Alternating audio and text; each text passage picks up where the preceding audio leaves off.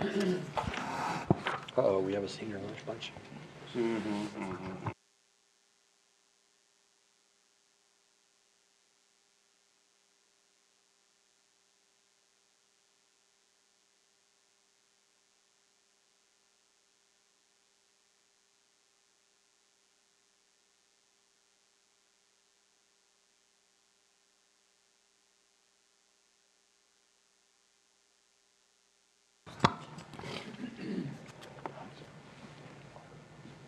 Mic's on, everyone.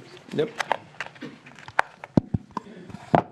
Welcome, everyone, to the Richland Hills City Council work session for March 9th, 2026.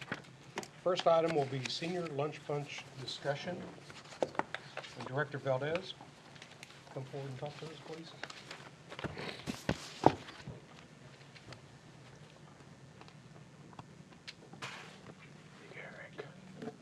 All right. Welcome back. It's been a while. Eric Valdez, Parks and Recreation Department, here with the Senior Lunch Bunch Council work session item. Just a little bit of history on the Lunch Bunch. It started in 2017 as a community program that hosts seniors for lunch. We do those once a month. We're able to do this with a partnership with Metroport Meals on Wheels. Our average attendance is around 95 seniors per event, and 70% of those are non-residents. We do not have a mandatory fee to participate, but we suggest a $3 donation for non-members of the league. And for regional comparison, neighboring cities, Haltom City, Keller, Bedford, Hearst, and Colleyville each charge about $5 to $7 per meal for the seniors. This next slide is the operational consideration and financial impact. On the top left is our partnership with Metroport. So we allocate $9,000 in the budget to support that program, and we're at a 50-50 split with them on the cost of the program. The original estimate was $20,000 annually, but with recent meetings with the staff at Metroport, they've identified that these costs are going up anywhere from $22,000 to $24,000 a year. And so in discussions with them, they are going to try to cover the gap with sponsorships that they already have, but in the future, the Parks and Rec Department may be requesting additional funding to support that program. Our top right corner is our capacity for the program. We're limited to 110 participants. Without a registration fee, staff, which I have Andrew and Corey with me tonight, they often see participants dropping out. So no call, no show, and that ranges anywhere from 6 to 8 participants. And without knowing in advance, these guys are unable to fill those spots with folks that want to participate. So moving forward in the upcoming budget process, we may be requesting some additional funding to support the lunch bunch program as well as the senior trips. We want to definitely make sure that we balance the needs of seniors and our fiscal responsibility. So beginning in April, we're proposing a fee structure that looks like this. A $3 per meal fee for Richland Hills residents or active Link members, and a $5 per meal fee for non-residents without a Link membership. On the bottom there, you'll see our comparison cities, and you can see that Keller and Colleyville come in at $7 per meal, and the rest of the cities charge $5.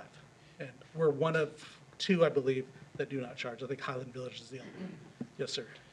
So down here, the comparison amongst other cities, is this for, are these prices that they're showing, is this for non-residents or their residents? This is a flat fee for them. Just a flat? Resident or non-resident flat Okay. fee? Okay. Yes, sir. Just for Yeah. additional information, in 2025, we had 12 lunches. We had 1,059 participants. Of the 1,059 participants, 33% of those were residents and 67 were non-residents.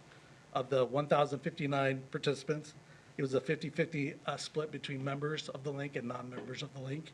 And then finally, of the 526 members of the Link,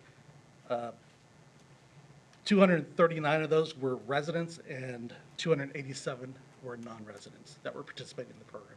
So we got, again, back to the original slide, 70% of our participants are non-residents that utilize our program. And so we definitely enjoy that, but we don't, what our main focus is to try to alleviate the no-shows to the program and making sure the folks that need to come for the meal or want to show up for the meal, that they have a seat at the table. Second question. Yes, sir?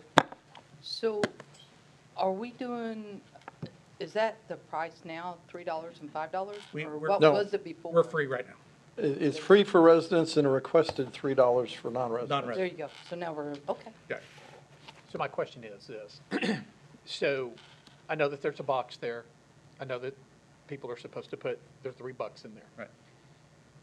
70% of the people who come to the luncheon are non-residents. What's in that box? Yeah, so I had the guys look it up because I knew you were going to ask.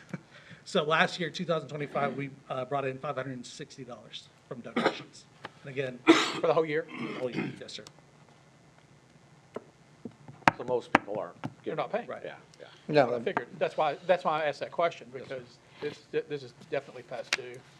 And we're not proposing go to the 5 and 7 or even the $7 fee quite yet, but, and we want to make sure seniors that need a place to come and grab a meal, they have access to it. That's our priority for sure, but we want to make sure our seats are full. What about Silver Sneakers? For them, is this, are they a part of the Link membership or? Yes, sir, they have a membership at the link. Okay. Yes, sir. Okay, so anyone using that? Does that bring more residents using the Silver Sneakers, having the association? Do you have a gauge on resident versus non-residents? Not off the top of my head, but we have, the majority of those members who do sign up for our senior lunch bunch, they are a part of our Medicare membership program. So that's Silver Sneaker, Renew Active, Silver and Fit. Most of them are not paying members. And so all we're trying to do is to try to get the people that want to come to the event, especially if they are Richland Hills residents. We want to, like he said, a seat at the table for those people. And right now we have about 8 to 10 that no-show, they don't call, and then we're having people that get turned away because we tell them we don't have a spot for them. Right. Then they're not sitting there waiting for a spot to open up the day of. They just choose not to come. What, so it would seem like in order to solve the no-show problem, you need to get them to pay ahead of time. Absolutely. Because they'll just Yep. ignore it. It'll be a registered class. Right, okay. Yeah, right now, it's a recommended donation, and we ask for that money when they arrive, when they check in. And like you guys seen, there's not very many people who put money in that box. Right. Right, so it'd become a registered class, so you'd have to pay up front. Absolutely. That'll shift your numbers a That'll bunch. weed it out. And the worst case scenario to that is, it may weed it out, but then you get down to a manageable number, Right. right? Yep. And our residents always have a chance to Absolutely. participate in that. Yep. So- Yeah, Yes. I think it's a great idea. And what we'll do too, to manage the program a little bit better, if we encounter a senior that can't afford it, we'll make sure they're taken care of. There's kind of a circuit for these seniors going to all these lunch classes. That's right. Oh, absolutely. Elton City and Hearst and all these other cities, so they're used to paying They've got a $5 map, to they know $7 exactly where to already, go. so. Yep. Is that the way, So- is that the way the other cities do it? It's kind of like a club membership kind of thing, or do Yes. they pay when they No, get it's there? No, just, they make the circuit. I mean, they just. No, no, they- I'm talking about money, right? Yeah, they can register and pay. Club. So like in Keller and Colleyville, do they pay up front like once a month kind of Yep. thing, or Yep, not once a month, it's per. Per event. Yeah. per bit, but they have to pay up front? Yep, Okay. All right. and you're right, that it is a circuit. Yeah. Yeah. I mean, I it makes mean- total sense for us to charge for that. Yeah, yeah. I mean, Absolutely. $5 flat fee across the board probably is not the worst way to go either. Right. Can't go to movies, And can't go to the movies. 9,000 budgeted amount, it has only gone up once. It was originally 8,000, it went up to 9. And so I think we're probably due for a little bit of a bump there as well. And we all know how much food has increased in costs Oh, yeah, absolutely. all around last several years. So yeah, we're long overdue, like Mike said. 90% of the people that go to this is because they're lonely too, because they want to go see some people Yeah, and that's a interact with social people. thing. Otherwise, they're just sitting in the house most of the time. So Oh, yeah. they want to be here. So it's not all about winning the bingo Right. gifts, which And the I've other thing seen. that we've got to do internally is, on the other part of the operation of the senior trips, I know we're not here to talk senior trips, but also finding that sweet spot of Right. what we're going to charge, what it takes Corey to go on this trip for 4 hours, and how we kind of break even there. So we're, Andrew and Corey look at the numbers, and they just tell me what we need to do. And I can talk to you guys. Well, So do y'all go around picking up the seniors to come for these lunches No, and no. stuff like that? There's no transportation. Can I give a little history, Mayor? yes, sir. So when I was here in 2014, I was making the chili in the old community center, and I think I would go to Sam's and buy 4 big cans of Wolf brand chili and make dinner or lunch for about 40 people or so. And at the time, it was just a way to get people kind of engaged, and in there, we played bingo, so we would buy prizes, but our budget was about $8,000. Yep. And so when we brought Metroport in to basically double in size, the city was maintaining the same budget that it cost us to just make the food ourselves. But the idea was to get the Silver Sneakers memberships, to get the people into the door so that the link could be activated as well. And so I think that's a huge component of making sure, because they're paying us still, right? Silver Sneakers, Yep. the Medicare program. It's $250 a scan. So every time they scan that card, we're getting paid. And that was a way to try to keep the revenues for the link solvent. Understand. That was it? Once Just we make kinda this, once we make this change, I would like to revisit this every year to see how much, Sure. what the change is doing to our. Well, yeah, Every year we should. once we put revisit it, this. once we put it in, we should look at it Yeah. probably at 3 months, 6 months in the first year to see what the impact is. When you do your department reports, you can tell us about it, so how that's going. Absolutely. Okay, very good. Good job. Anything else? Thanks. So are we We giving don't, them a direction on the fee, or is it as proposed, 5 and 7? Yeah. 5 and 7? 3 and 5. no, 3 and 5, 3 and 5? 3 and 5. Let's see what that does, because that's a significant change from where we've been. So you have to register online to go now, correct? Online, in person, over the phone. Right. Okay, so it's gonna, a lot of people are gonna get here and, oh, I So didn't. we'll do know some, that. definitely some education. So Okay. Over the What- next what do couple you- weeks. when do you plan to roll it out? The proposal was the 1st of April, but we're pretty flexible. Yeah.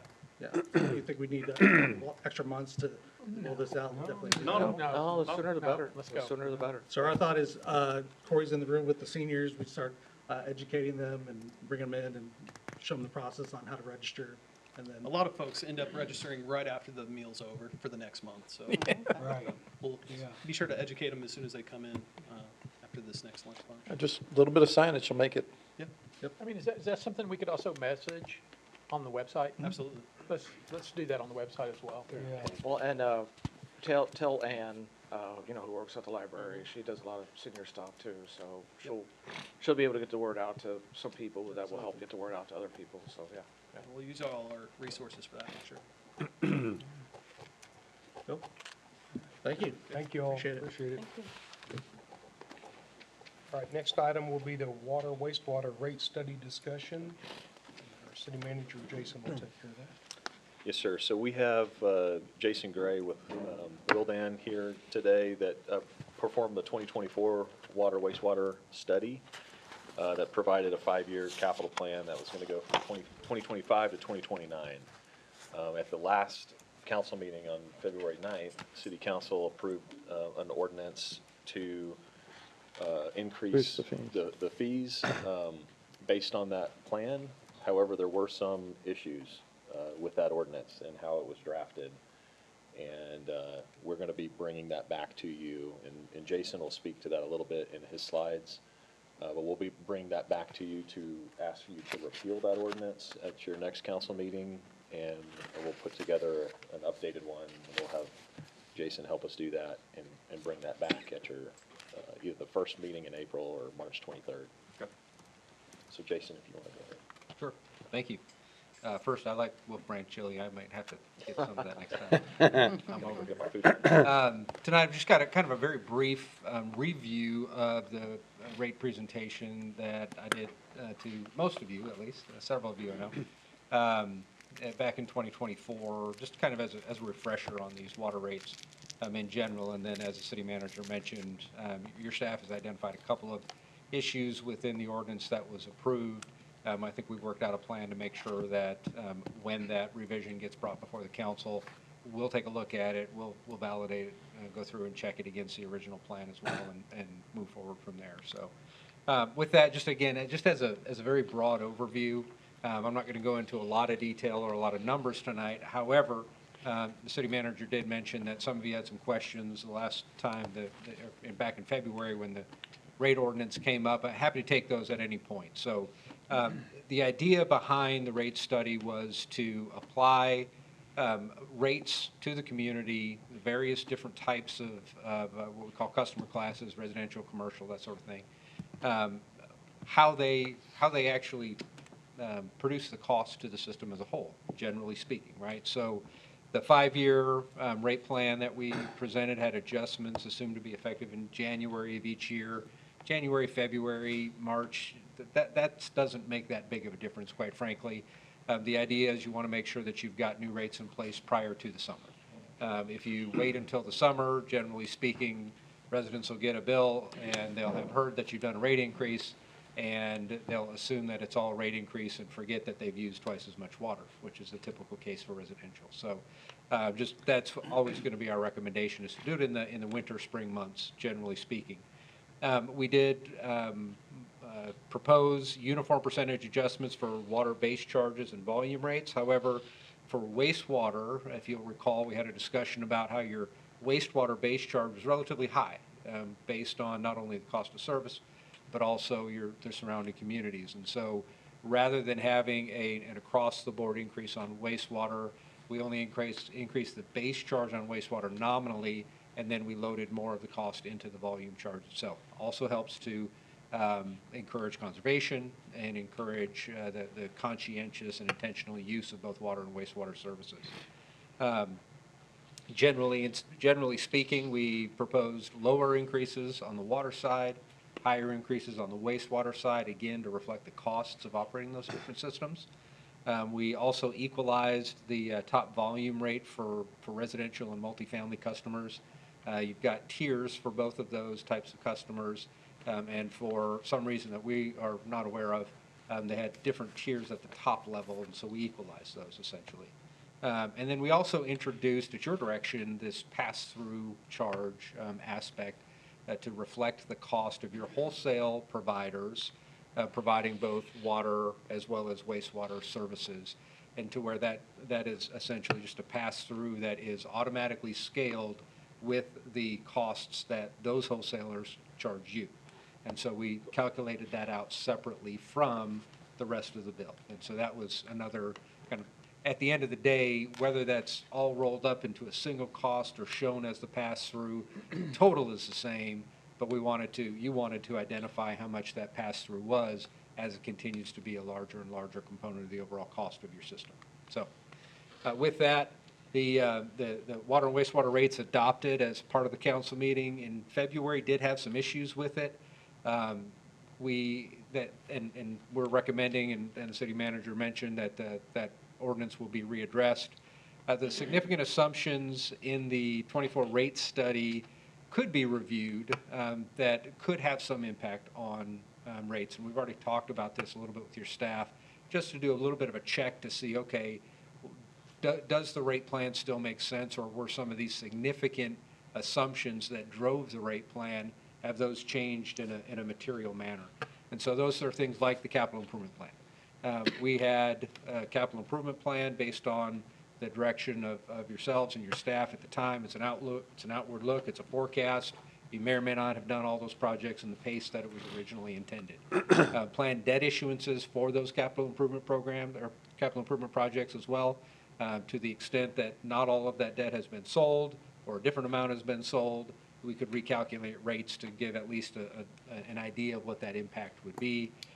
Pass-through rate assumptions, again, the ordinance that, or the policy that we proposed simply said that you would recalculate that pass-through rate on an annual basis. You've got a little bit of a complexity with your pass-through rates because you're not buying 100% of your water, and not 100% of your wastewater gets sent to the same systems. And so we have this blended effective average rate across your system as a whole. We'll share that with your staff to make sure that you can calculate that on an annual basis. And then operating costs. And this is the one that's probably not changed much, quite frankly. We had, sort of basic inflationary adjustments associated with operating costs, but we can take a quick look at that as well, and just see, okay, is it in the ballpark of what we were expecting? Whenever we do these forecasts, multi-year forecasts in particular, the only thing we know about all of the numbers is that they're wrong. The question is by how much and in which direction, right? If it's a material difference or not. Generally speaking, the CIP and the debt issuances, that's where you're going to find possibly some material differences. We had rate increases identified and assumed, estimated for the pass-through rate assumptions, so we think those are pretty close to reality, most likely. But there could be some significant differences in the CIP and the debt issuances as well. So again, to get into a little bit of the specific assumptions, if you will, we assumed that your forecast water purchases would remain at current levels, 62 to 64% roughly of your total retail consumption, that all of the wastewater would be treated by Fort Worth and TRA Hearst, that most of your operating expenses would increase at a pace of about 3% a year. I realize that inflationary pressure has probably been a little bit higher than that, but likely not in a material sense over the course of the entire operating budget, most likely. This is sort of the big one, is the projected water and wastewater CIP for the 5-year period were $5.8 million. That did include $400,000 for engineering. And again, to the extent that those projects have or have not come in at those levels, or have or have not been done at the pace that was originally identified, we could take a quick look at that and kind of moderate out and figure out what that would mean from a rate perspective. We also assumed that virtually all the CIP would be funded through long-term debt, and that we had assumed interest and term of 20 years at 4.5% interest. And so again, we can take a look at all those things and give you just sort of an indication of it's pretty close or it's materially off. I will say that the plan that we had identified did have you spending down some of your existing reserve. So to the extent that the numbers have come in a little bit better than what the rate plan assumed, all that means is that you get back to even a little bit sooner than you otherwise would have. But again, we can take a quick look at that and report back through your staff where that shows up. CIP from the rate study, just from, this is just a slide pulled from that previous presentation. Again, $5.8 million. We assumed you'd issue $1.7 million in 2025 and $4.1 million in 2026 of new debt for those projects at that 20-year term, 4.5% interest. This is where there may be enough difference to really take a look at. We don't have to completely redo a rate study to figure this piece of it out. We can give you an order of magnitude and say, okay, what we were suggesting was a X% increase can now be X% less, whatever, if you haven't done all those projects, for instance. Debt service payment schedules, which is where kind of the rubber hits the road, if you will. You can see there by 2027, that new debt that I just showed on that other slide adds $450,000 in new debt service. You do have some existing debt rolling off the books between 27 and 28. So that's why it comes down a little bit, and then again between 2032 and 2033. But that $450,000 is a significant driver of the need for rate increase as well. So just recognize that, and again, as we work with your staff and in fine-tuning this to make sure that the assumptions have come in, or to understand where the assumptions have come in based on the original plan, we can report back on that. The water rate plan is presented in the 24 study. You can see here, again, it's a combination of base rates and volume rates. You do have a flat charge for the first 2,000 gallons. For fiscal 26, that's $662 on top of the typical 5/8 meter charge of $1584. And then you've got a tiered rate system where the more you use, the more you pay per 1,000 gallons. And then you also have the pass-through volume rate. Again, as shown in the rate study, we knew what it was for the test year, and then we estimated out past that based on the typical increases that Fort Worth and TRA pass through to you. The wastewater rate plan, again, same idea, per connection $36.42, and then all volume over 2,000 gallons is $1.12 plus the pass-through in 2026 of $2.97. For 2027, that would be $37.88. $2.10 on the volume charge and $3.06 for the pass-through rate, for a total volume rate of $5.16 essentially for all the wastewater volume. So some of the issues that were identified, again, primarily from your staff, in regards to the February 2026 ordinance. Some of these are what I would kind of chalk up to being essentially Scrivener's error. The first 2,000 gallons is included as part of this flat fee of $662. However, the ordinance states per gallon as opposed to per 1,000 gallons. Obviously, a significant difference there, how that would actually be entered into a billing system. The other rates that you see here are the 2,000 and the 4,000 tiers. The only real difference there is the per gallon versus per 1,000 gallons. And then your ordinance had a different pass-through rate than what we had estimated. Again, we estimated it 2 years ago. Your number may be correct. I don't know that. But we'd like to take another look at that quickly. But then a few other issues as well, like for a 3/4 inch base meter. The ordinance says 2496. The study showed 2696. The one I didn't put on here is your commercial volume in the ordinance doesn't have the tiers associated with it, but it does in this rate study that we did. And so issues like that we want to make sure get cleaned up and that we've got a good ordinance that includes all of the rate classes, all of the different tiers, as the study showed. And in the meantime, while we do that, we'll do a quick look to see from a cost perspective, is it still on pretty close to what we had expected it to be? And if not, we can provide your staff with some recommended adjustments based on that. With that, have to take any questions or comments that you've got. So did I read that wrong whenever you said new debt? Or is that the new debt interest? So we'll go back to here. One more back. One more back? Okay. I think So that's the $5.842 million was the total amount of project costs. So that is the amount that we would expect that you sell debt for. So you have total issuances of $5.8 million, $1.7 million in 2025. Again, this was as the study predicted it, and $4.1 million in issuance for 2026. The cost of that, the payment cost of that, is the yellow bar on this slide. So once you start paying full payment costs, including principal and interest both, for those new debt issuances of $5.8 million, that equates to $453.7 thousand of new debt service or new debt payments that you would make. You're currently paying just under $600,000 in debt service payments from your utility. But we've had debt for the water services for a long time. Yes. Have we paid any of it? Well, I don't know whether you paid any of it Right. off or not. You are scheduled to pay some of it off by fiscal 2028. You'll see there the blue bars on this slide go from 591.7 down to 467.7. That indicates to me that you've got a debt issuance that's paid off paid at off. that Perfect. point. I like that, okay. And then you've got another one coming up in 2033, another debt issuance that's paid off at that point. But 2027 is gonna bite us.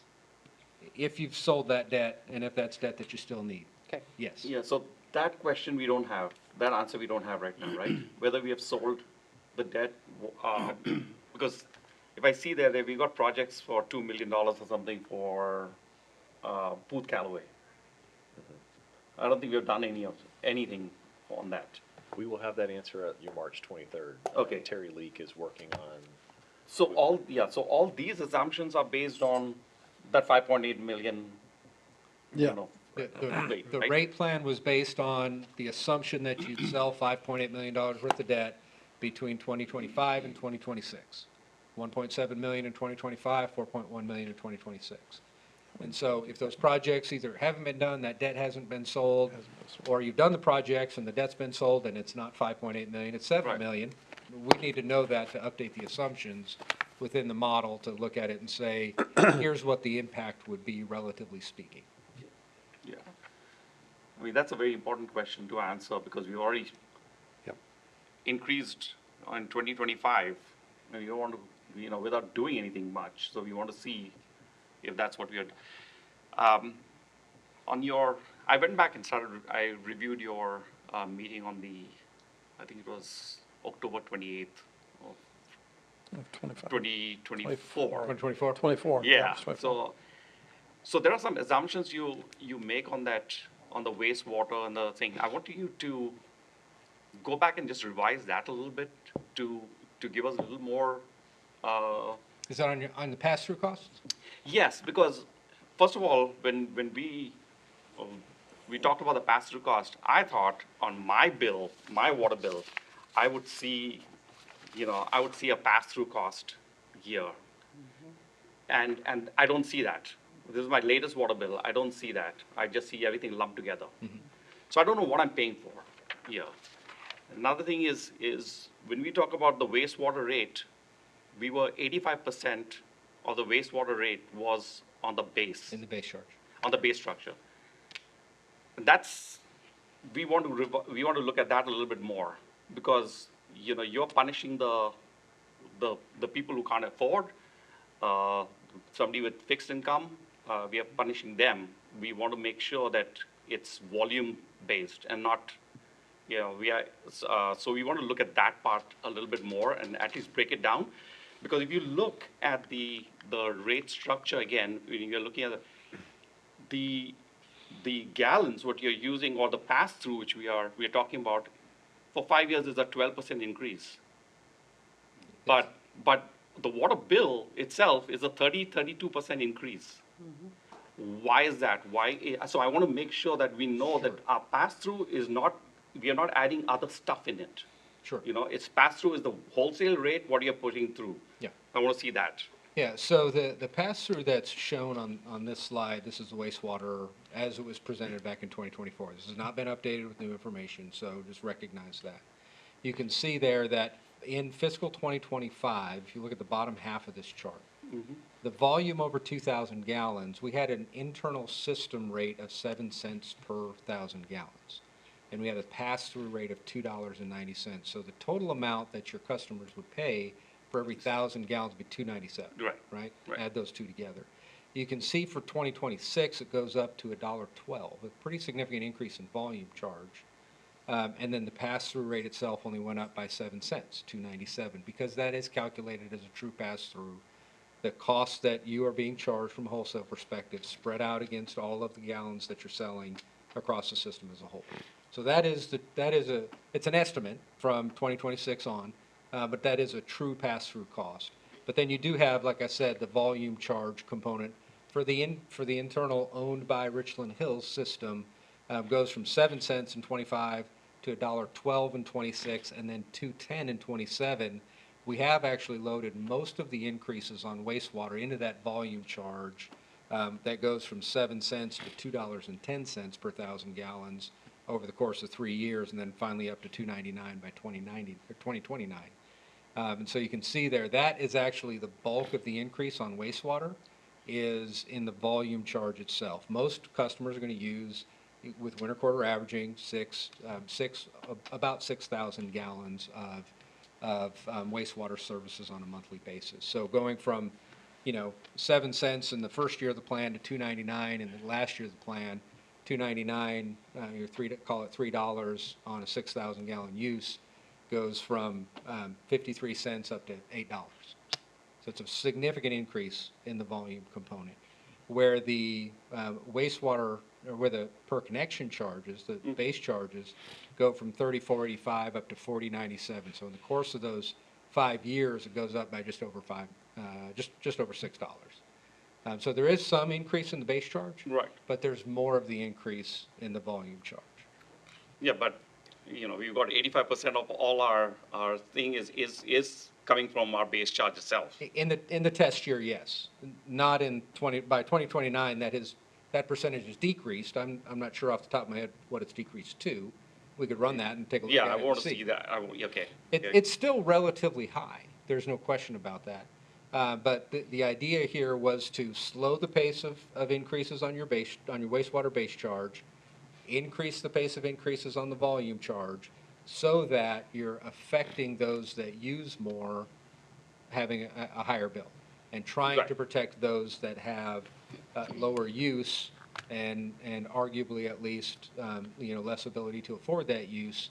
And so that was the intent behind this. Okay. You can do it different ways, obviously. You increase that volume charge by even more and keep your base charge flat if you wanted to do that. It would mean a couple of different things. One, the base charge would have to go up relatively significantly. I'm sorry, the volume charge would have to go up in order to account for that revenue loss, essentially. And it would mean that your higher users would be impacted even more so than your lower-end users were. Perfectly appropriate, nothing wrong with doing it that way. I mean, We took the approach where your base charge would continue to increase, but it would increase slightly. The volume charge would increase the most of the two different components, so that slowly rebalances your total wastewater revenue stream away from base charge and to volume charge. Now, again, whether or not that's I think enough is a different question, Yeah. but I mean, but this as long plan as does that. If the base charge is tracking inflation, Yeah, if It's not if it's terrible. tracking inflation, Right. and that's what we're going to, that's That's the what we want to question. check. yeah. We want to see that, that's what's put in. There is also something else also on the pass-through impact charge on residential and commercial. That's something also we need to look at. Pass-through because- impact fees? Yeah, impact fees, because commercial might use a lot more. Their load or on the system might be a lot more at a different time, period of time, the peak. So I want to see what that is, because we've got, like residents, our peak will be morning and the evenings. But for commercial, it might be different. A restaurant might be different. Are we calculating that? Because right now, we are looking at having them the same as a resident. So having the commercial the same as residential, is that what we want to do? Or we want to change that to reflect, the fee there? It could be less, it could be more, who knows? So there's two different components. One is impact fees, and I'm not sure whether you're talking specifically about impact fees. No, I'm rate talking structure. about peak usage or Okay. peak Volume usage. discharge, Yeah. yeah. The impact fee, I think, is going to come back later on. So interestingly, generally speaking, we haven't done a study on this particular issue in Richland Hills, but generally speaking, the highest peak to average ratio tends to come from irrigation and residential. Residential will typically use 2 to 3 times the amount of water in summer months that they do in the winter months. Commercial, on the other hand, tends to not peak as much, simply because their processes are more spread throughout the day and spread throughout the year as well. And so they tend to not have as big of a difference between their peak versus their average use as residential. Irrigation almost always has the highest peak to average ratio for obvious reasons, because there's months where it's 0, and so everything's a peak essentially. But typically speaking, residential actually peaks more than, relatively speaking, more than commercial does. Not in every case. Right. But just generally speaking across the industry, that's what we see. Okay. Yeah, my question a little bit was more on wastewater, when we're talking about the discharge. Commercial could be, there'll be industrial waste. Yeah. There could be a lot of other stuff which impacts how the wastewater is Yeah. treated, right? Yeah. And I'm not too sure, do we get billed for something like that? Or, because for residents, it's going to be, washing dishes or Yeah. clothes, and it's a different type of wastewater compared to Yeah. an industrial wastewater. It is, absolutely, absolutely correct. And many communities charge an industrial waste fee on top of the wastewater amounts, volume amounts that they would typically look at. I don't recall from the 2024 study, first, whether you get charged from your wastewater providers any of the industrial fees that would typically be associated with wastewater treatment. So I don't know that piece, and then I also don't recall off the top of my head whether you charge and pass through any of that cost Yeah, I don't think we directly do. to. We get charged on the BOD and You do it? TSS Okay. Oh, okay. strengths, and so depending on what that comes in, Fort Worth charges us. They just actually did a test, so I've got the letter right now. Oh, cool. So we have. But they're two not, stations. that's a general, that's a charge regardless of where the wastewater comes from, That's right, but it's they determine the strength of those Right. solids, and then we get charged based on where we fall in that range. right. Right. And So- there's a way to incorporate that into your local rates if that's something that you're interested in. Again, I didn't look at that level of detail from the 24 study to even look to see whether you're currently charging for BOD and TSS or not. Many communities do. And you do that based on the type of commercial customer. Generally speaking, there's a factor that's associated with it, and you can charge them based on that factor. Okay. Okay. Yeah, that's something to look at also, because, we Yeah. are getting charged more. Yes, but if we're getting charged differently, yes. Right, so, I don't recall it being charged differently from 24. I think it was lumped. But That may be new, I don't know. But again, we can go back and take a quick look at that. so is this gonna be I know you said it's not gonna be a full rate study, but is it gonna be like, I don't think you need a full rate study Right, okay. personally. You want to pay us to do it, we'll do it. right, no. That's the reason for my asking. No, I think staff will work on putting something together. We'll update our CIP, we'll get the numbers from Terry, we'll present that to Jason and his team, Okay, and then let them kind of do that A scrub. checkup and analysis of where we are, and if we're still in line, we'll also look at some of these other options, what percentages are we increasing and things like that council's brought up tonight. And then we probably won't be ready on the 23rd of March to bring that back, Right. but we could do that in the second meeting in April or so. okay. Okay. And if you're doing this also, let's go and look at the drainage also a little bit, because, Or drainage fee or what? yeah, because the way we charge in drainage is different from what 85% of the people Right. charge drainage. It is. So they go with the ERU, and we need to learn a little bit more about that. But I want to see the industrial or the commercial get charged their share of, you got 25,000 square feet of property, which has got a lot of parking spaces and stuff like that. And what their charges are and what a resident gets charged it needs to be completely different. Sure. And we need to look at that and see, because Make sure. I'm not too sure what this is, so I want to come back with that. Yes, if I recall, we do the flat fee, Yeah. $8, I think, for Yes. all residential, but then we take a residential equivalent, and if the average square footage of the property is 25,000 feet, then your commercial is a multiplier of that amount. And Right. it's Okay, based on okay. impervious surface, so when they come in, we actually measure how much is your roof, how much is your parking area, and they're charged based off of that impervious surface. Okay. But we'll confirm that. Okay. So, I'm not sure I've got the wastewater. Right now, my understanding is we calculate the waste rate based on an average for December, January, February. And that applies evenly through the rest of the year, That's right, for residential. per residential, right. So there isn't this charge is flat rate, basically, regardless of how much volume we're running for residents. Flat rate for that particular residence. Right. Your neighbor could pay something Right. different based on their. Based on their usage. consumption, Right, right. correct. Yeah, it's But it is, it's an annualized rate. it's an annualized rate based on those first 3 That's right. months. That's right. That makes a huge difference for those of us that have a lot of water. It does. And we see winter quarter average is very typical, particularly in North Texas. Generally, so we had a client just last week who doesn't currently have winter quarter average. They charge for all volume, and I had to break the news to them if they wanted to do winter quarter average, that means that their average rate had to go up by a commensurate amount, because at the end of the day, the X you're solving for is how much revenue you need to run your system. And then you figure out how to distribute those costs amongst your different users. But just having winter quarter average doesn't make it cheaper necessarily. It just changes the way that you charge it out to your customers. But it does make it a flat rate then, essentially, for the remainder of the year, again, for that individual Right. use case of winter quarter average.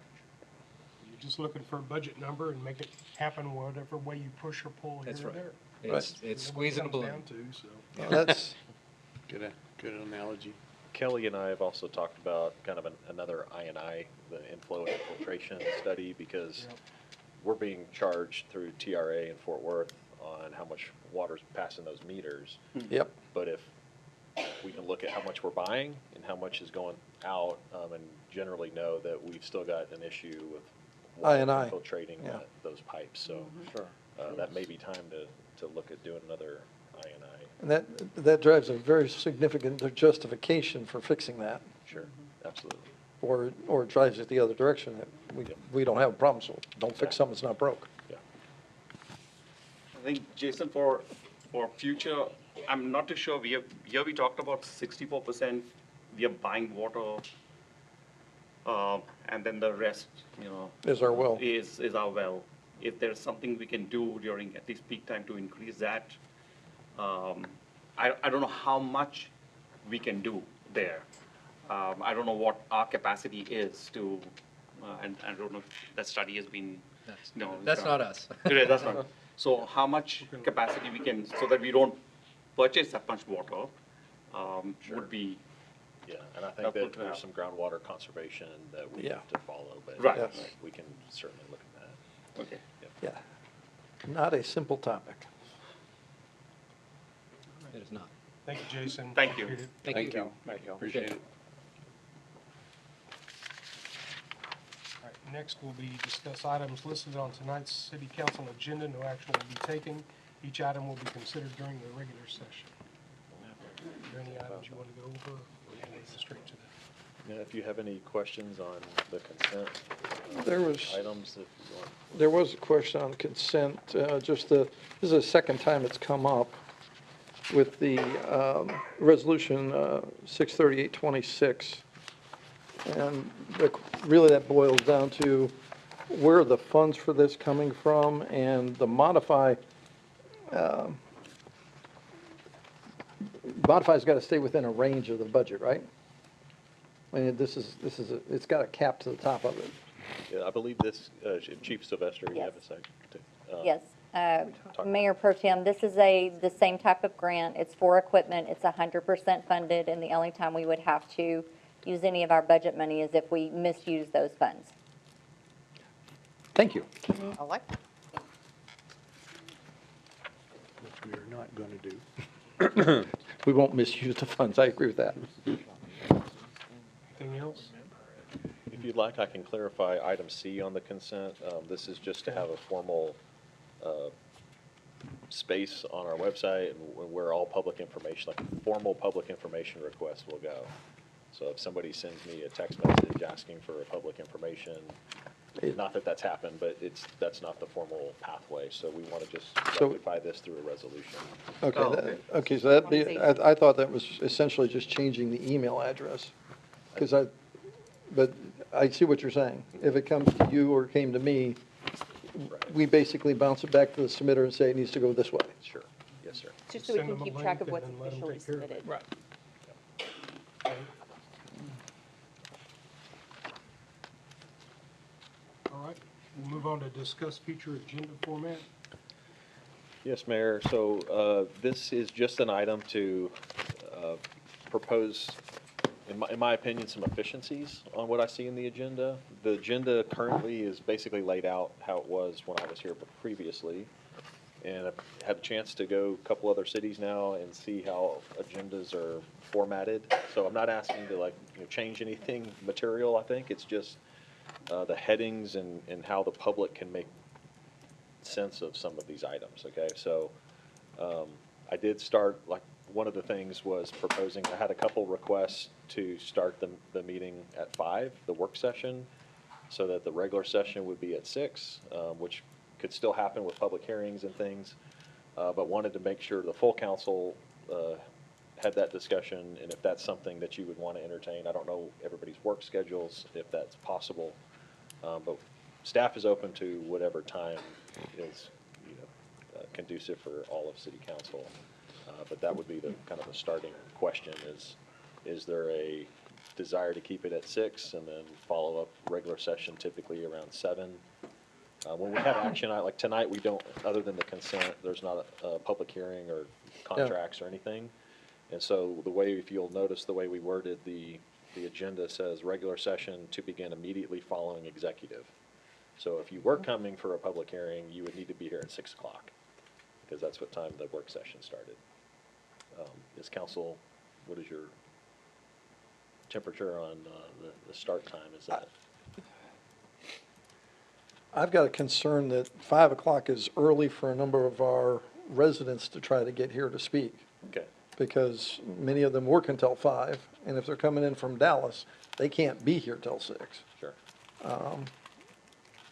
So that would be the big concern, from my perspective, whatever time we need, we need.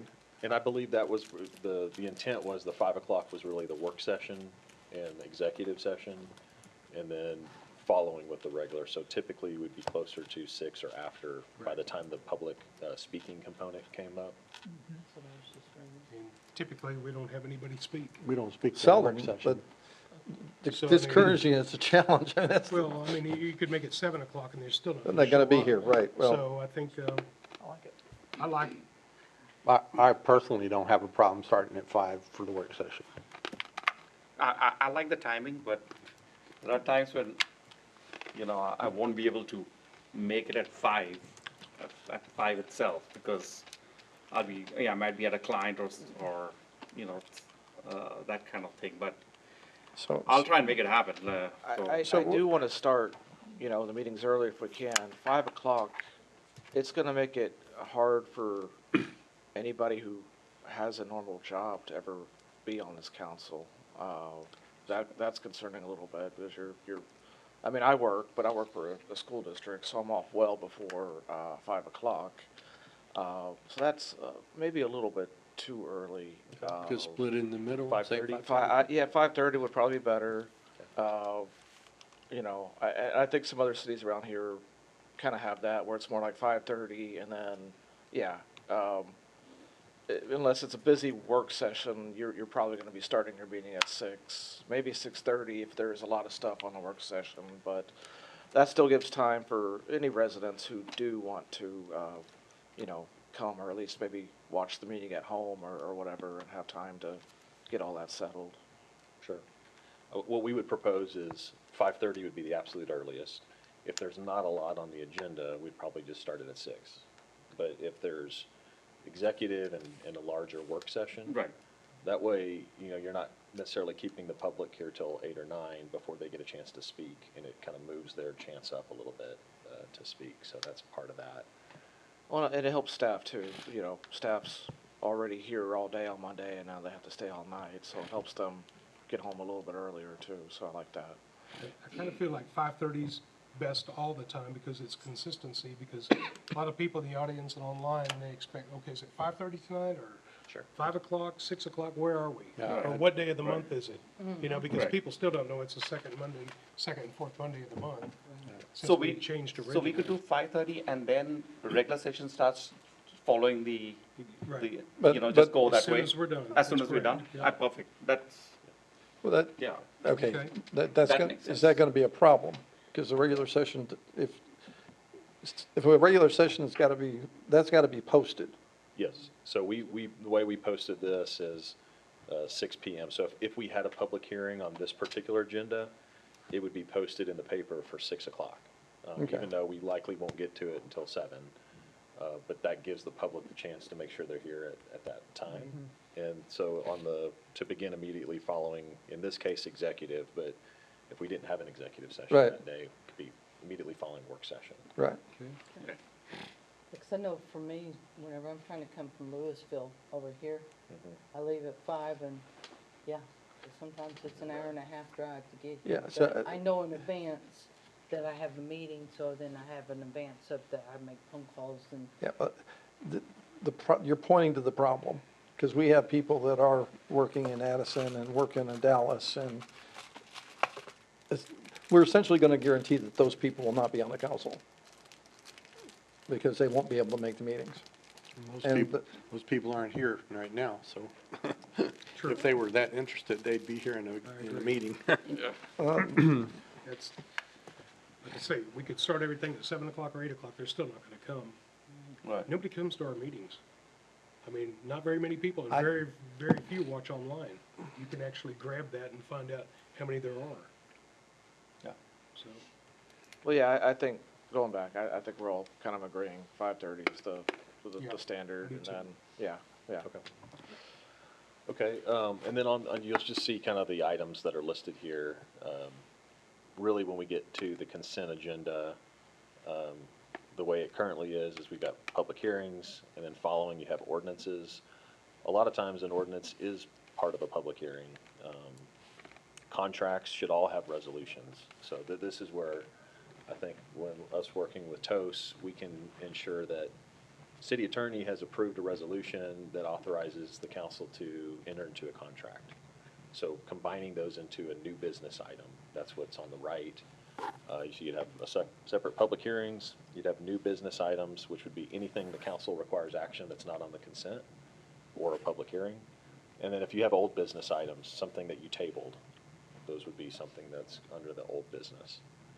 So it makes it a little more efficient and puts all the contracts in new business. So if I was looking for this water ordinance, I'm not sure if I would look in the public hearing, ordinances, contracts. Old business. Went through that today. Yeah. Went through that today, looking through back, looking for an item. Yeah, I like it. Okay. I like it. Yeah. I think it's a great idea. So we will implement that at the next meeting.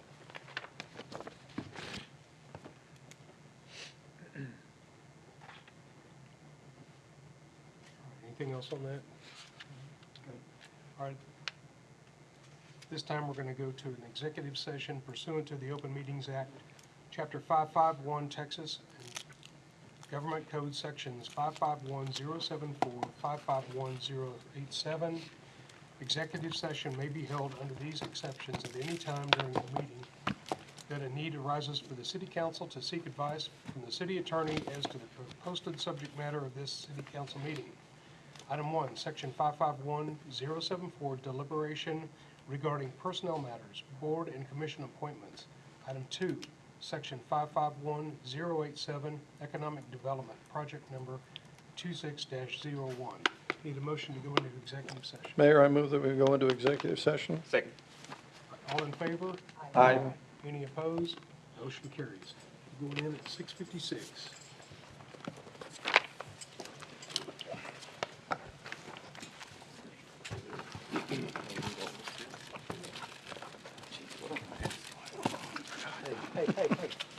You're gonna have to refill your bowl? Yeah, exactly. Can we put an agenda item for refilling bowl?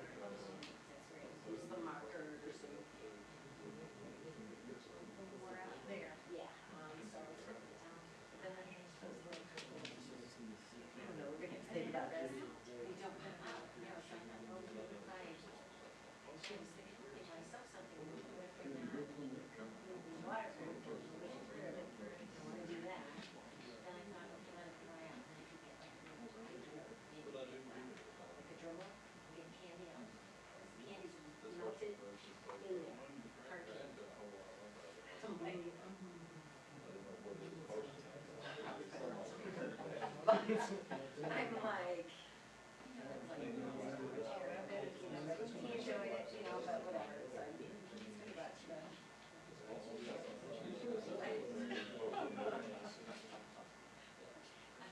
the funny thing was, we had one that was like maybe 8 months old.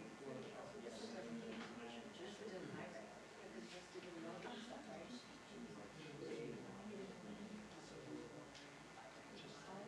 And the one that was fucking all the way back.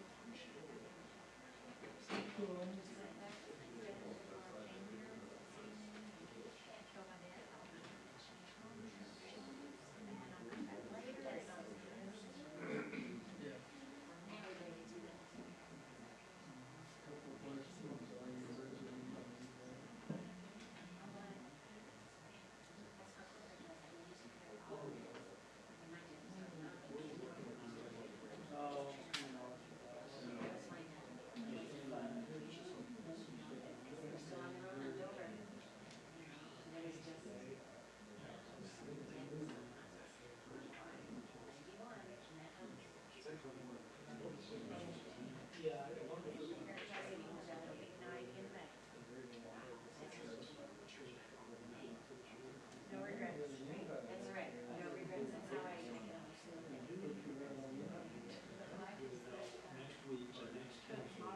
Makes sense. Yeah. Makes sense.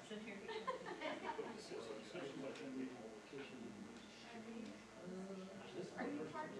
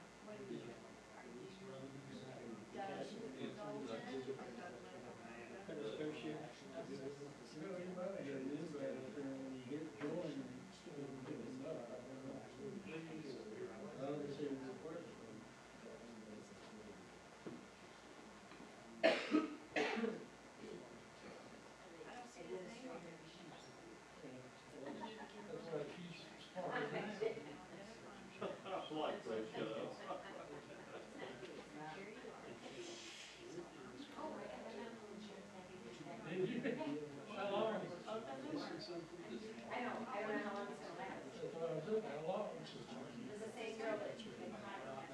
Oh, really? Somebody needs to do that.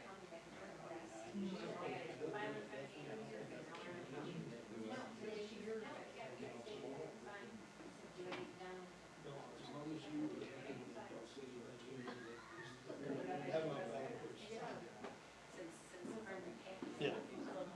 I am, that's what I was thinking. They take all the money out, but then they drop it. So it's like, am I good? No. Am I covered? Am I not? Because I got the last one. Yeah, sick, I had to go to the doctor. No card I'm giving them, I mean, I can't even sign in. United Healthcare.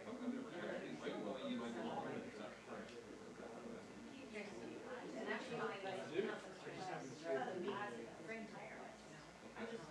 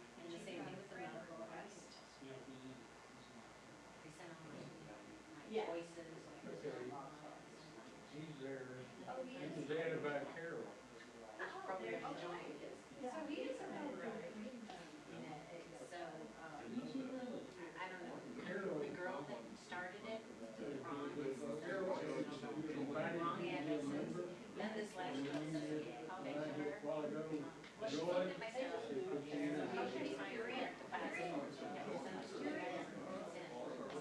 She said, okay, I'm gonna check out my truck. She goes, oh, no, it's information. Oh, got to the time. So I'm gonna let her right here. It said that I'm reinstated. Great, Ron, right now. I know, so just, I would need to know that if I had been on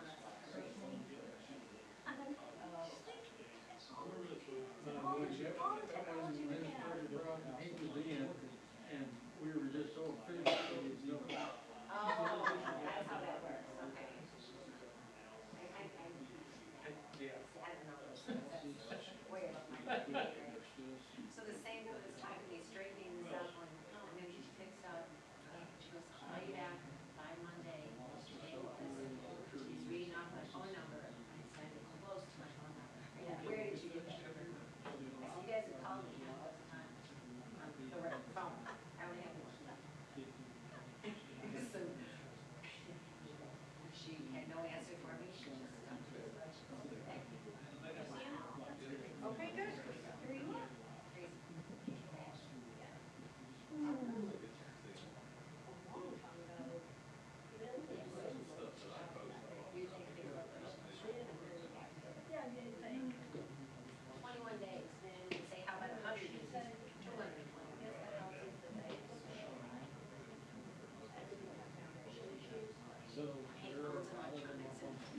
Anything that has to do with anything these days, just because of this.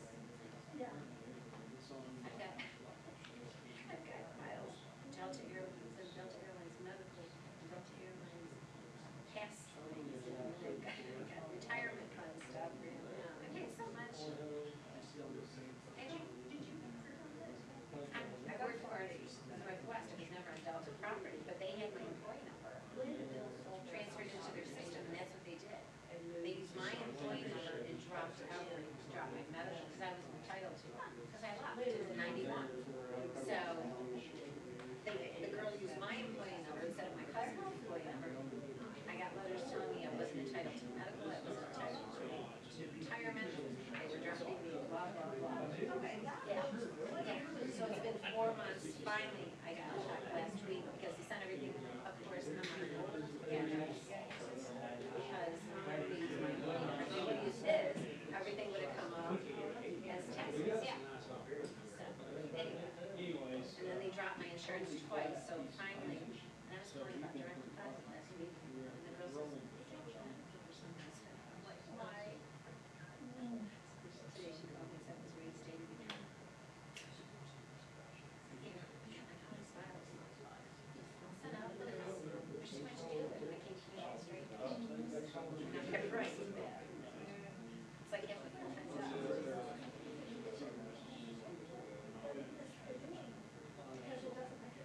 And then I got locked out of Social Security, and you know how they are, you get 40 different, letters.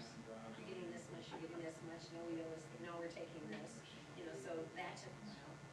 And finally, somebody, I was locked out of the system. And it's so easy, when you go online and get into, you can figure out everything online, whatever you need to. And when you're locked out, you can't do things. I spent 3 hours downtown. And I definitely had that whole white village thing going on. I was like nervous. I was standing near a door. I'm like, this is not going to be People are looking at me kind of funny. Why is she here? Serious. I felt like I was back in Detroit. It was so funny. But it was different, Yeah.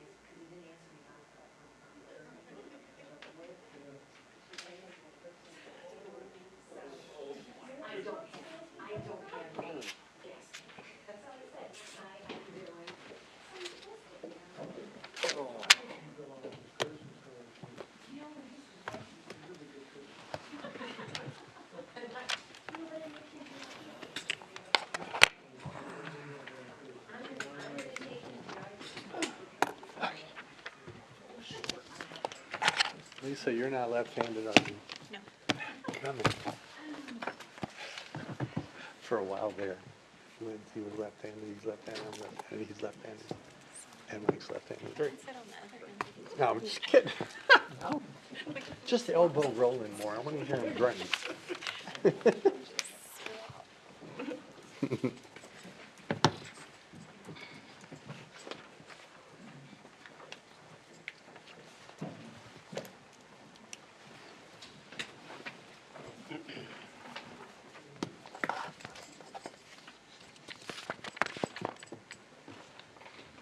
We're reconvening this meeting to the regular city council meeting for March 9th, 2026. First item will be invocation and pledges of allegiance. Go bow your heads, please. Heavenly Father, we thank you for the opportunity to gather here in service to our community. As we begin a new chapter with our new city manager, we ask for your guidance, wisdom, and unity as we work together for the good of our city. Grant us discernment to make decisions that are responsible, fair, and forward-looking. We also lift up our first responders and all city staff, those who serve our residents every day. Protect them, strengthen them, and bless the work of their hands. May our actions tonight reflect integrity, cooperation, and a shared commitment to the people we serve. Amen. Amen. Join us in the pledge. I pledge allegiance to the flag of the United States of America and to the republic for which it stands, one nation, under God, indivisible, with liberty and justice for all. Honor the Texas flag. I pledge allegiance to thee, Texas, one state, under God, one and indivisible. All right, thank you all for coming tonight. So, first item will be Parks and Recreation Employment Certification Recognition by Director Valdez.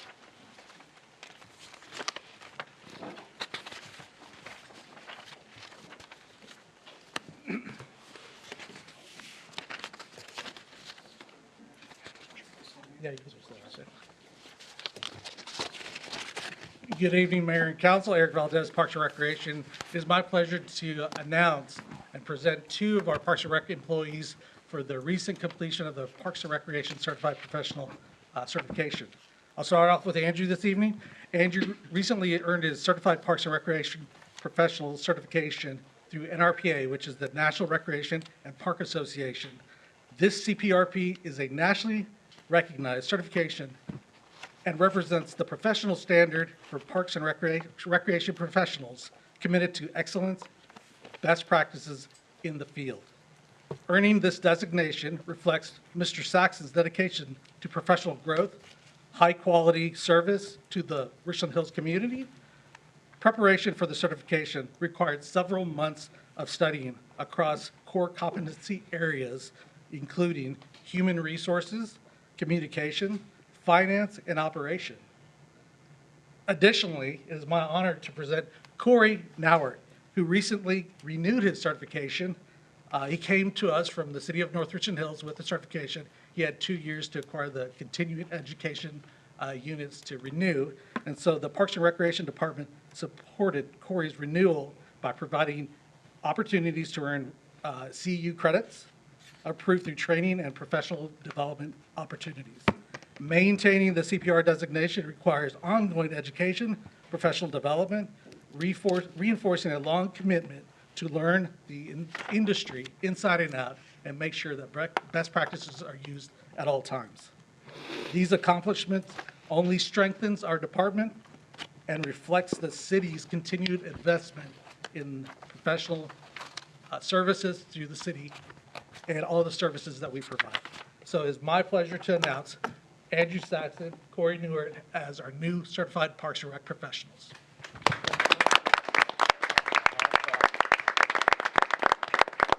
Mr. Mayor, we were hoping we'd get a photo with you. If we could do that.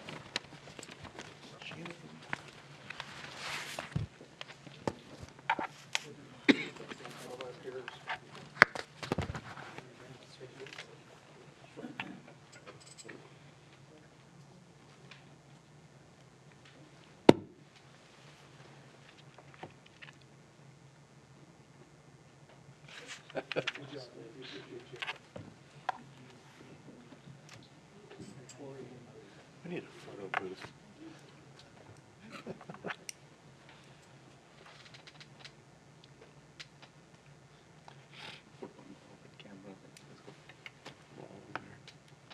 Yeah. Or AI. Or AI. Right. Just take a picture on a blank wall and then. Put your green screen up. You done yet? Have to. Yeah, I have to change my tie. Yeah, right, yeah. It's happened. Next You item and me is both. citizen appearances and public comments. Do we have any cards tonight? Okay. All quiet, so. And then next item after that will be the consent agenda. All items listed below are considered to be routine by the city council and will be enacted with one motion. There will be no separate discussion of the items unless a council member or citizen so requests, in which event this item will be removed from the council consent agenda and considered in its normal sequence. Approval of the consent agenda authorizes the city manager to implement each item in accordance with staff recommendations. Those items are all listed in the agenda. We have a motion to approve. A movie approved? Second. Okay, all in favor? Aye. Any opposed? Motion carries. All right, next item will be consider appointment to Animal Shelter Advisory Board. I motion to approve Kim Bachner as an alternate on the Animal Shelter Advisory Board. Second. All in favor? Aye. Any opposed? Motion carries. That was easy. Thank you for volunteering. That was to- one of the easiest ones We we've ever had. appreciate you doing that. All right. Next item will be January department reports. Okay, we'll go with the library first. Have Director Hancock.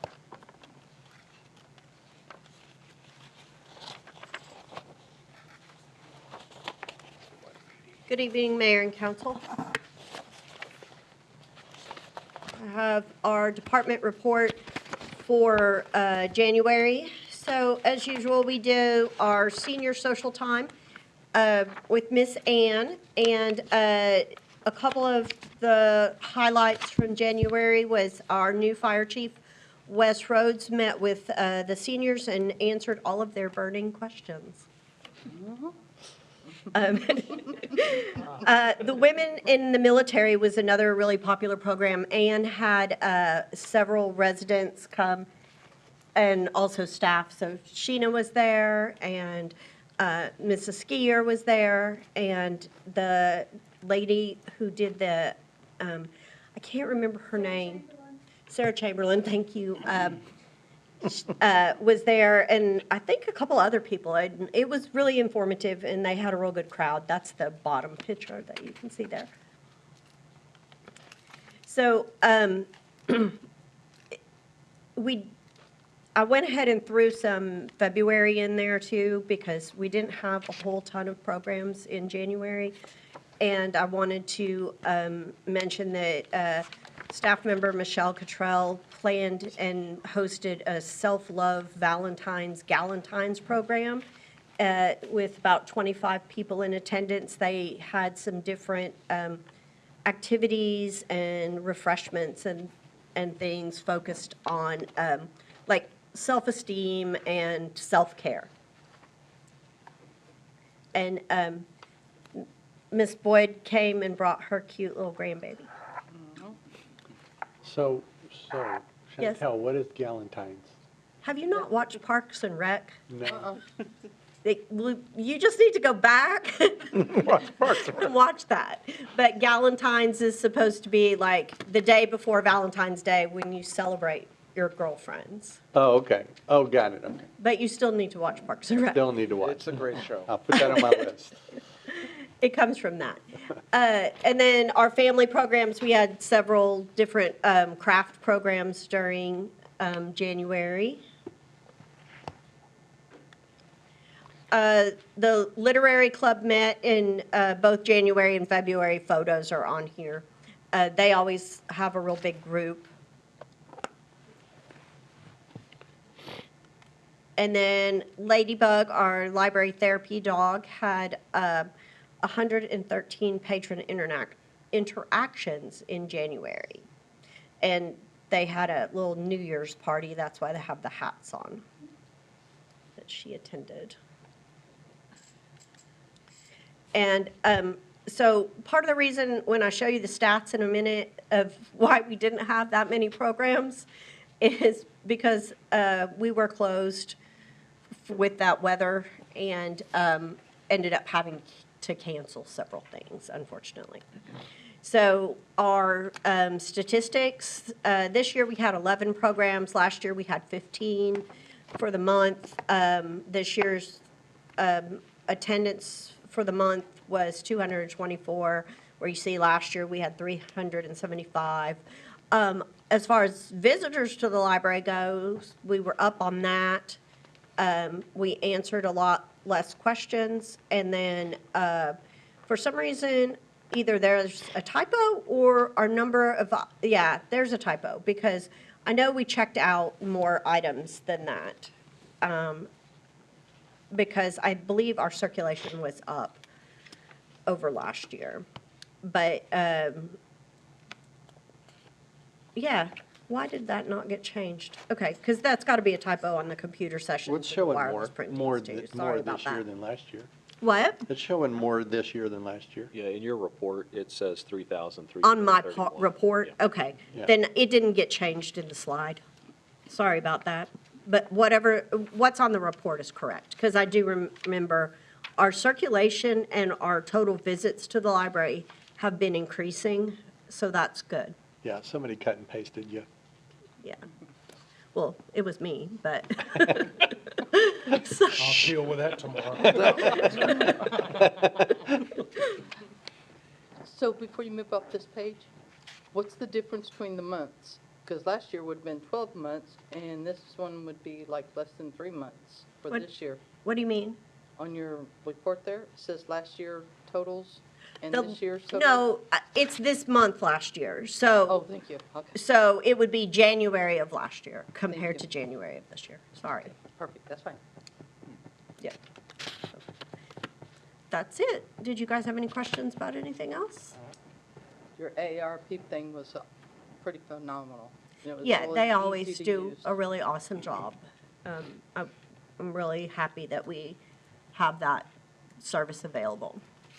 And they said something about that you didn't have to be over a certain age. No, you to don't. use them. It- I didn't know that. You don't. It's called AARP tax preparation because the people who come as volunteers to do the taxes are trained through AARP, but you don't have to be an AARP member or a senior citizen to get your taxes done for free at the library. You just have to make an appointment. Yes, ma'am. That's great. Thank you. Appreciate it. Thank you, guys. Thanks, Thank you. Next, we'll have the police department with Chief Sylvester.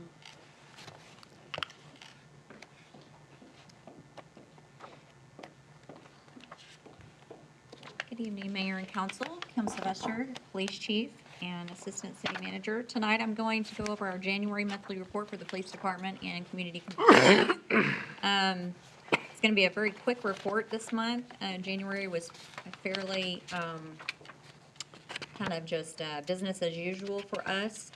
Not a lot of highlights, and obviously, as Chantel pointed out, we had several cold days that 1 week, so just taking care of those things that came up that we had to take up during those times.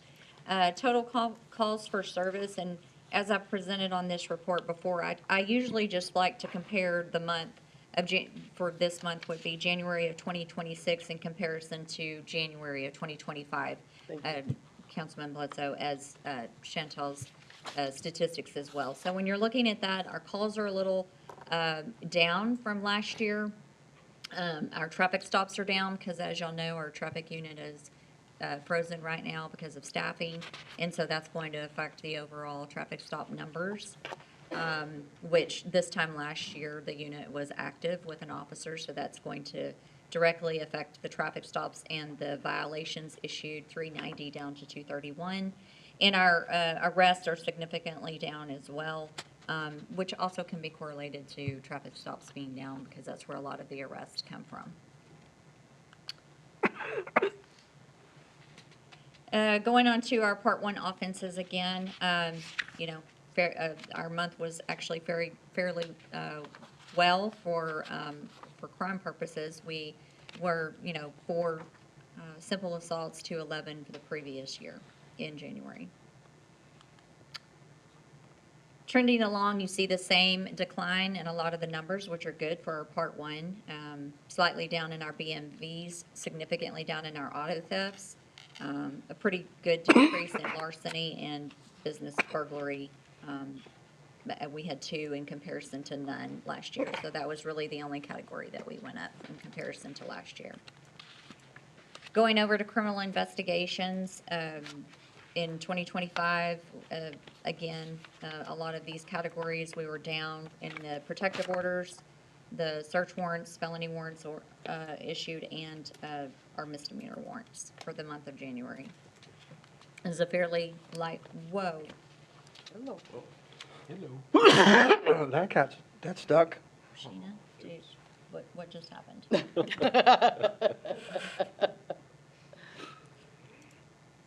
Oh, a meter Got all the over. way up. There you go. It happens. There. I think I was somewhere along, that'll work, we'll start there. Traffic accidents, which are down from last year, this month in comparison to last year, which is good. Both measures, we were actually flat 3 and 3, down in our minor accidents from 12 to 10, and overall crash reports, we were down from 11 to 8. And again, the traffic unit is on pause right now. Some of the accomplishments for the police department in January, Officer Thompson attended basic SWAT school in McKinney. Officer Miller graduated the police academy on January the 9th, and she has already started field training and doing well. We've got 2 others that I just hired that'll be starting the police academy next month. And then Officer Thompson competed for the first time in the Guns and Hoses grappling tournament benefiting Special Olympics, and he placed 5th. This picture doesn't literally look like he's doing too well because he's the one on the ground, but I think he fared very well in his weight class. Moving on to community compliance. Again, the blue is going to be January of 2026, and the same month, January of 2025, is going to be gray. So for the community compliance side, on animal services, our dispatch calls for service were up. Our animals at large were up at 16 compared to 9. Our aggressive animals were down 2 to 1. Animal complaints, we were 15 this year in comparison to 12 January of 25. Injured animals, we did not have any for January, and our community contacts was 34. And remember, that's a category that we added recently, so you don't have the data from 2025. Impounds and adoptions, for the month of January, as I've presented before, our team does a great job in trying to transfer animals that we can't get adopted, and so they were able to successfully transfer or send to rescue 19 animals in January. We had 1 cat adopted. We had 6 cats impounded. We had 8 dogs adopted, and we took in 18. But overall, and what I have presented before regarding the animal shelter, we were usually right at max capacity where we have overflow going on out there, and knock on whatever this is, we're doing fairly well right now, especially with the dogs. So hopefully that keeps trending in that same direction. Moving on to calls for service for code enforcement. We had courtesy notices issued in January, 47. Again, some of code's numbers are going to be a little low just because of the bad weather in January, with the city being closed and all. First notice of violations were 14. Second notice of violations issued was 1 that fell into that particular month. We had 28 cases that were complied. 1 citation issued. We did not do any abatements in January, and we had 66 community contacts. High grass and weeds actually didn't have any specifically for January, which is not uncommon for that particular month. Accumulation, 16, trees 4, parking 9, inoperable vehicles 4, and a stop work order for permit being required was 1. Here's just some pictures of some work where we did get compliance in working with the residents at 7218 Richland Terrace. Obviously needed a new fence replaced, and so you can see the before and after with the new fence.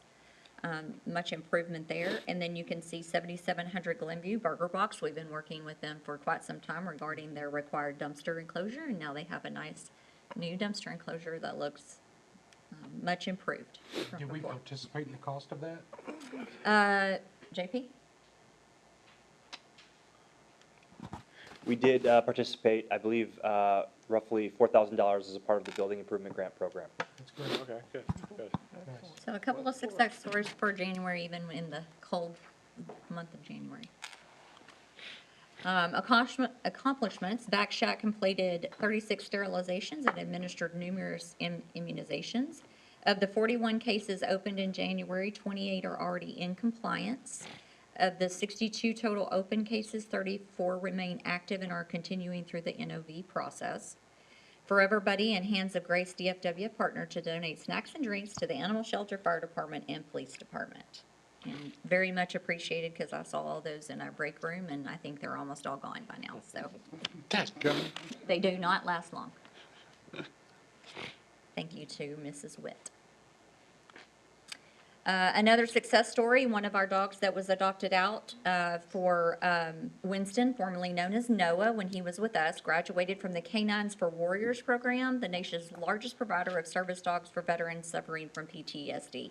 And there is Winston at his graduation. That's great. Again, that's another one of the programs that our team does a great job and partner with and sending them animals that we have that qualify for those programs.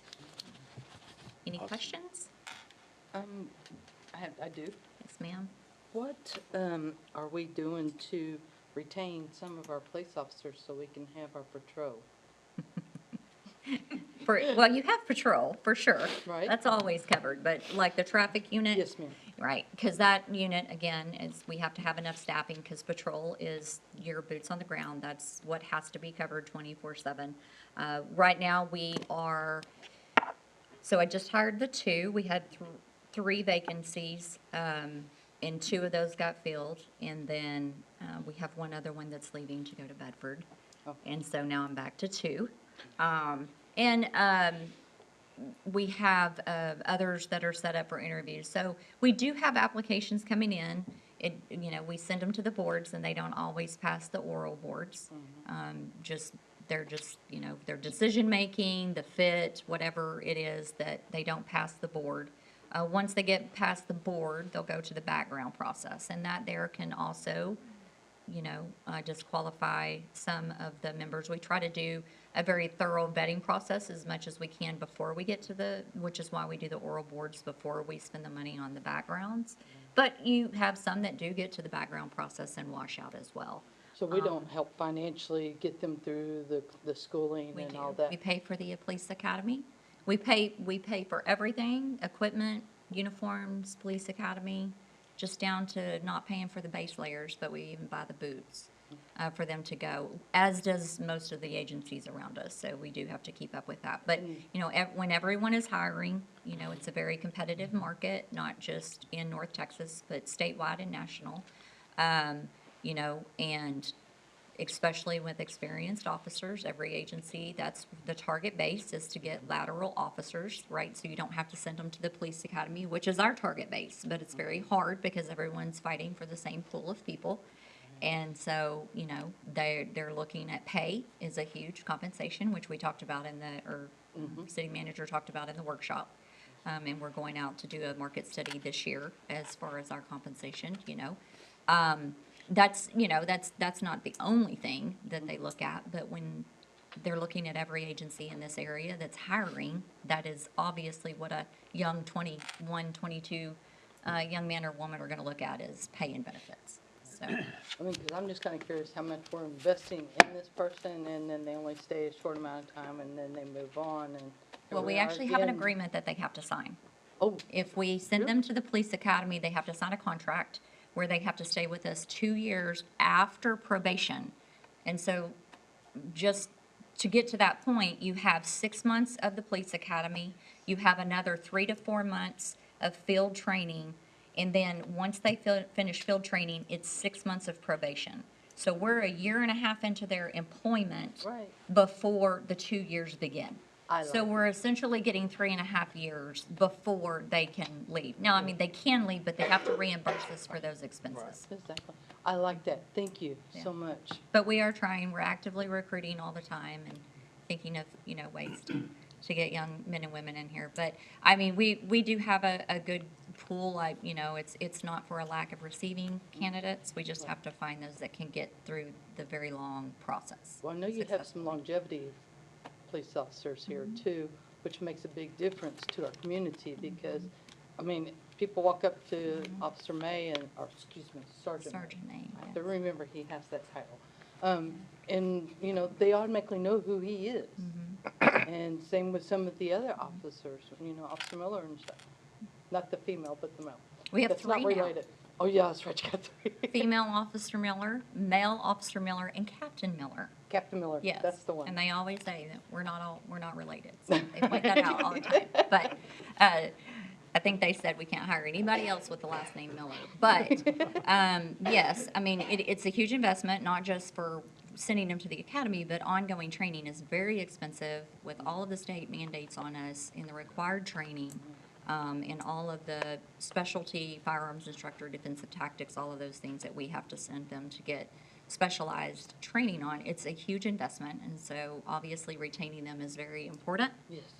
It's just a very highly competitive market, and so we focus on culture as best that we can, and I think we have a great culture. And those that leave, they'll sit in my office a lot of times with tears in their eyes, not wanting to leave the family, but they're going for substantial, monetary increase. Right. I mean, and that's an opportunity to at larger organizations. True. So, We're just not competitive salary-wise.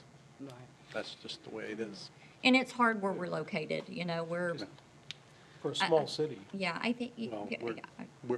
we're not competitive For our with their demographic, with their alternatives. yeah. They Yeah. have choices Very that can difficult pay where You them. can't compete with North Richland Hills. Yeah. Right. and Fort Worth and all those other cities, those other big cities. So Which a is lot our- of the other our cities neighbors, so don't pay it's hard. social security tax as the employee, Right, where we do. right. And TMRS. So when you're going to a city that they can pay you the exact same in North Richland Hills, but you don't have to pay the 6 3/4 social security tax. So Right. they actually get an increase. And Right. it's a big deal right there. Yeah. And they look at that. They do. Even the younger men and women, they do look at health insurance costs and things like that. Yeah. I mean, those are things that when I started, I did not. I'm just trying to tell you. But this generation, they are looking at those They do. extra added benefits. Time off is a big. It's very important to them in this generation, and so.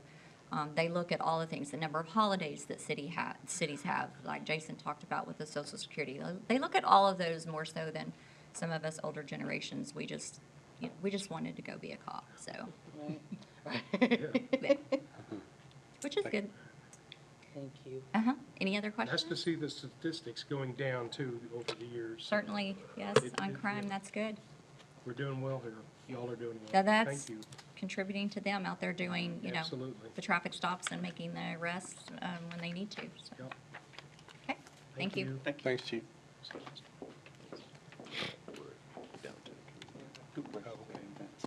Okay, at this time, Thank you. Councilmember Eastep, if you would like to go over the community interest items. I can do that. So, community interest items for March 9th, 2026. Family Craft Night. The Richland Hills Library holds their Family Craft Night every second and fourth Friday from 5 to 6:30 p.m. every month. The summer camp at the Link is coming up. The Link is hosting summer camp for children ages 5 to 12 with full days of fun and structured activities, including crafts, group games, outdoor play, gym time, and a weekly scheduled field trip. Camps run from 7:30 a.m. to 6 p.m. Families should send a snack each day, a sack lunch each day.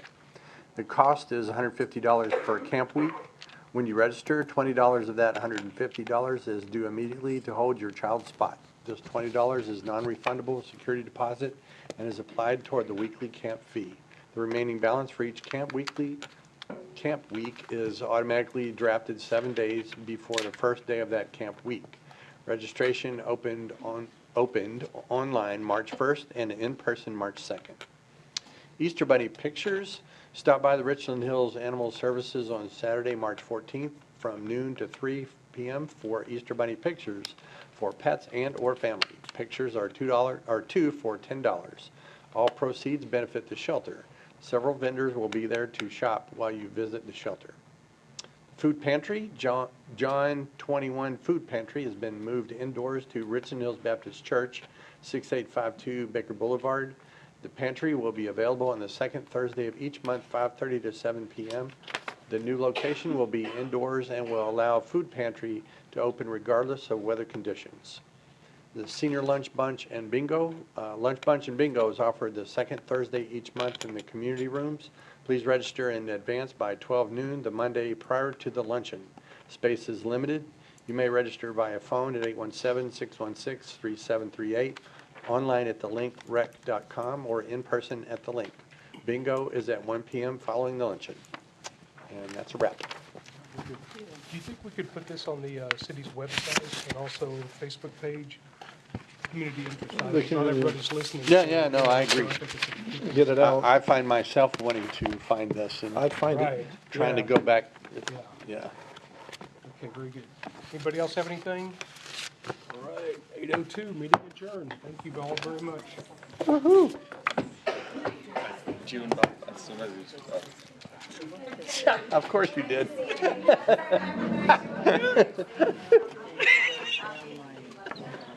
I'm gonna make you read it. Oh, love it, love it, love it. I can't believe Roland made me get on city council. Oh, quiet.